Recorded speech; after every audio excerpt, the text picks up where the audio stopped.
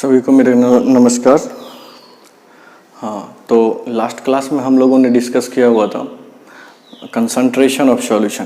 Concentration of solution में सबसे पहला पॉइंट हम लोग पढ़े थे परसेंटेज स्ट्रेंथ।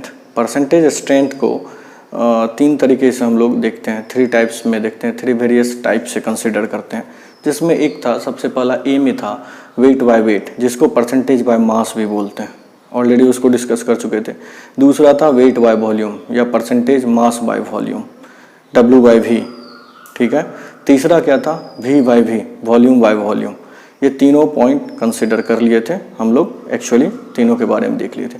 हाँ, एक और रिलेशन बताए थे, weight by weight and wait by volume के बीच क्या रिलेशन होता है।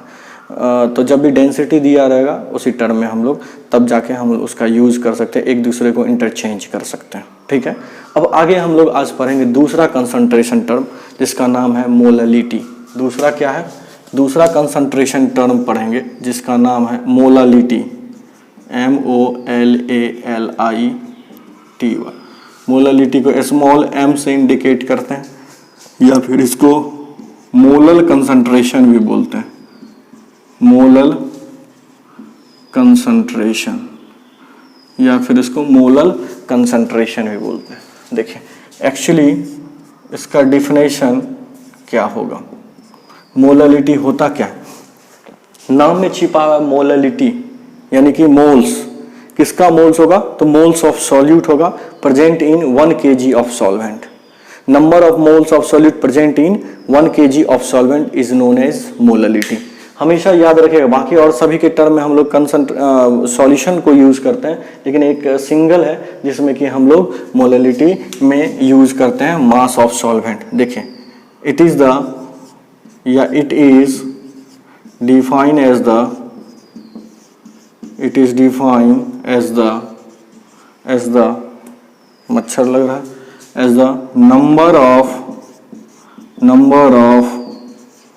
moles of solute present in 1 kg of solvent, 1 kg of solvent, ठीक है। मोल्स जब होगा तो पर केजी ऑफ सॉल्वेंट लेंगे, या फिर मोल्स की जगह पर हम मिली मोल्स भी ले सकते हैं। इसका दूसरा डिफिनेशन भी हम लोग लिख सकते हैं, क्या कि नंबर ऑफ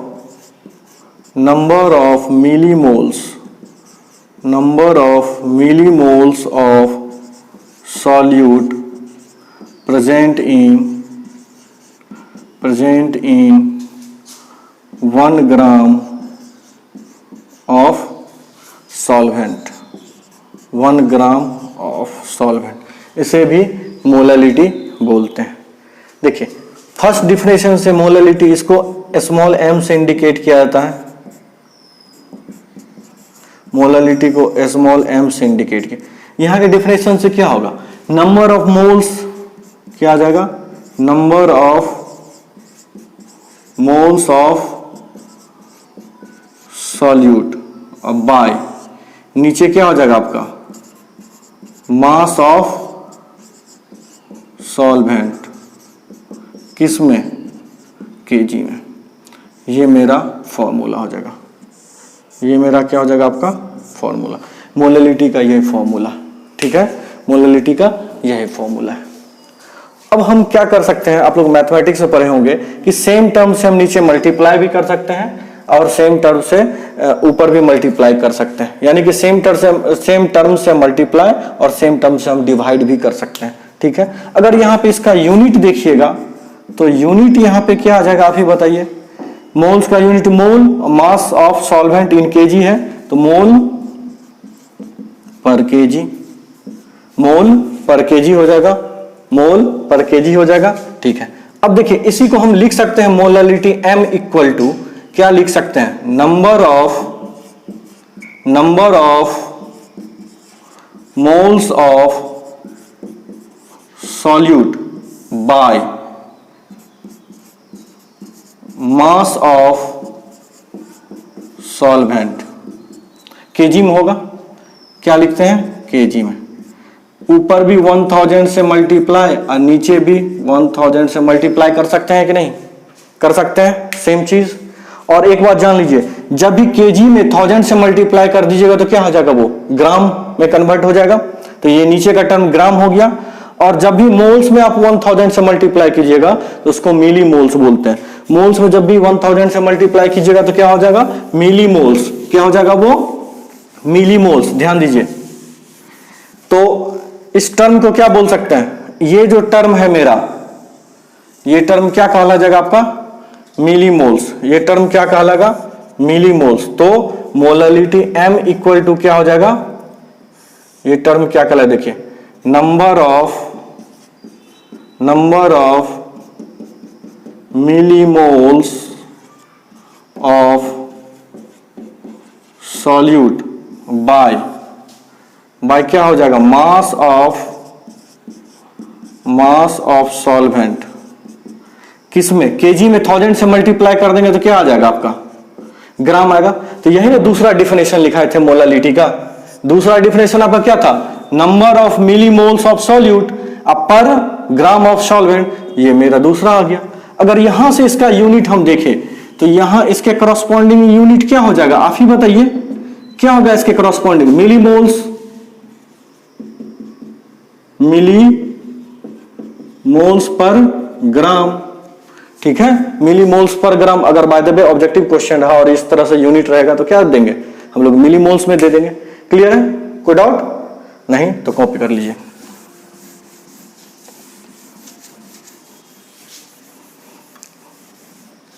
अब देखिए आगे भी, बस हम तो कहेंगे कि एक ही फॉर्मूला आप याद रखें, number of moles of solute present in 1 kg of solvent, उसी को आप कन्वर्ट करते रहिए। मोल्स आपको पता है, मोल्स इक्वल टू क्या होता है, given mass by molar mass.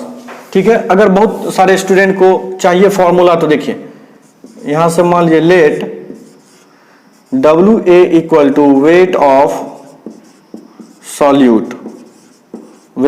Solute in gram में, MA equal to molar mass of solute किसमें, ग्राम पर मोल में। ये हो गया। अच्छा, V इक्वल टू, V नहीं लेंगे, WB equal to weight of solvent in kg। तो आप बताइए मोलैलिटी m इक्वल टू क्या होता है, मोलैलिटी ऊपर क्या होता है, moles of solute by mass of solvent in kg। तो नीचे से मास ऑफ सॉल्वेंट जो है वो क्या है, WB है। अब मोल्स ऑफ सॉल्यूट, तो सॉल्यूट की जगह पे क्या होगा, wait of solute by molar mass of solute. ये फॉर्मूला आ गया मेरा। अगर इसी को हम यदि ग्राम में लिखना चाहे तो ग्राम में अगर यहां रहे मास ऑफ सॉल्वेंट तो ग्राम को केजी में कन्वर्ट करने के लिए क्या करेंगे, 1000 से डिवाइड करेंगे। तो मोलैलिटी का एक और फॉर्मूला आपका बन के आ गया, weight of solute by molar mass of solute into weight of solvent in gram ऊपर 1000। ये भी आपका फॉर्मूला आ गया। तो ये भी फॉर्मूला क्या है, वही बेसिक फॉर्मूला है। कैसे, तो wait of solute by molar mass of solute, इसको क्या बोलते हैं, मोल्स बोलते हैं। और यहाँ पे wait of solvent in gram bye 1000 है, ये 1000 नीचे है, ये यहां आ गया तो वो केजी हो गया। तो मोल्स ऑफ सॉल्यूट पर केजी ऑफ सॉल्वेंट, तो वही फॉर्मूला है। लेकिन अगर आपको अगर आसान ये लगता है तो यही रखिए, लेकिन हम तो सजेस्ट यही करेंगे कि आप बेसिक फॉर्मूला ही याद रखिए। और मोल्स आपको पता होता है, जब भी कभी भी मास अगर आपका गिवन होगा तो आप मोल्स फाइंड आउट कर सकते हैं, गिवन मास बाय मोलर मास। ठीक है, अब डिफिनेशन में क्या है, मास ऑफ सॉल्वेंट को केजी में लेना है। मास ऑफ सॉल्वेंट को किस में लेना है, केजी में। अगर मान लीजिए ग्राम में दिया रहेगा मास ऑफ सॉल्वेंट, तो क्या आप उसे केजी में कन्वर्ट नहीं कर सकते, क्या कर सकते हैं ना। कैसे, ग्राम में रहेगा तो केजी में कन्वर्ट करने के लिए क्या करेंगे, 1000 से मल्टीप्लाई करेंगे कि डिवाइड करेंगे। बहुत लोग बोलेगा मल्टीप्लाई करेंगे, नहीं, 1000 से डिवाइड ना करेंगे बाबू। 1000 ग्राम बराबर 1 kg नहीं होता है, तो 1000 से डिवाइड करेंगे। क्लियर है, वही चीज है। तो यहां तक क्लियर हो गया, ये कंसेप्ट हो गया। अब यहां पे जो है हम लोग थोड़ा सा एक एग्जांपल देख लेते हैं मोलैलिटी के टर्म में। एक अच्छा, मोलैलिटी आपका टेम्परेचर डिपेंडेंट कंसंट्रेशन होगा या टेम्परेचर इंडिपेंडेंट कंसंट्रेशन होगा। देखिए मोलालिटी में क्या बोलते हैं, moles of solute by mass of solvent. Numerator में भी मास, डिनोमिनेटर में भी स्पेशल टाइप ऑफ मास हो गया, तो मास बाय मास हो गया। तो मास बाय मास हो गया। क्या मास कभी टेम्परेचर पे डिपेंड करता है? नहीं, टेम्परेचर से अनअफेक्टेड होता है मास, इसलिए मोलालिटी आपका टेम्परेचर इंडिपेंडेंट क्वांटिटी होगा, टेम्परेचर पे डिपेंड नहीं करेगा। यानी किसी भी सॉल्यूशन का मोलालिटी, अगर सॉल्यूशन में टेम्परेचर चेंज करेंगे तो मोलालिटी में कोई चेंज नहीं होगा। ठीक है, क्वेश्चन पूछा जाता है ये। ठीक है, चलिए आगे एग्जांपल देखते हैं।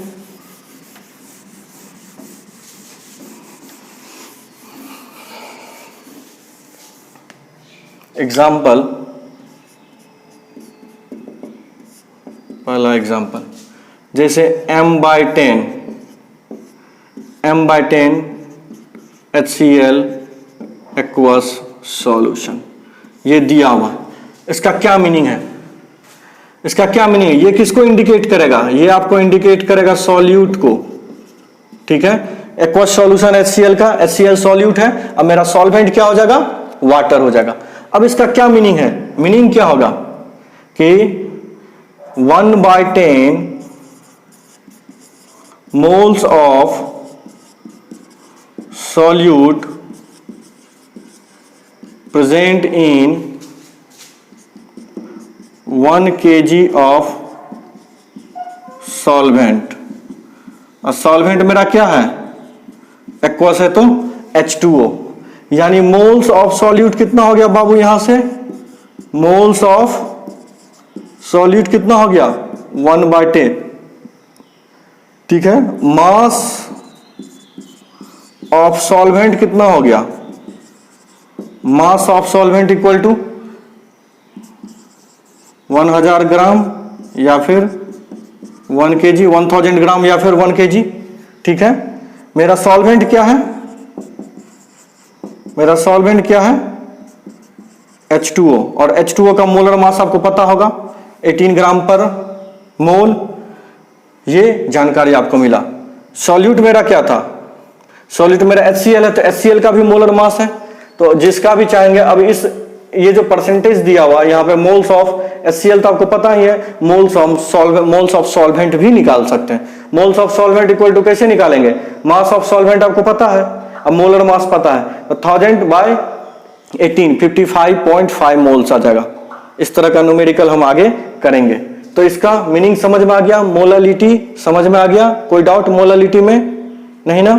ठीक है, आज का छोटा क्लास ये रखते हैं। ठीक है, फिर कल जो है mole fraction and relation between molality and mole fraction में बात करेंगे। ठीक है, तब तक के लिए बाय बाय।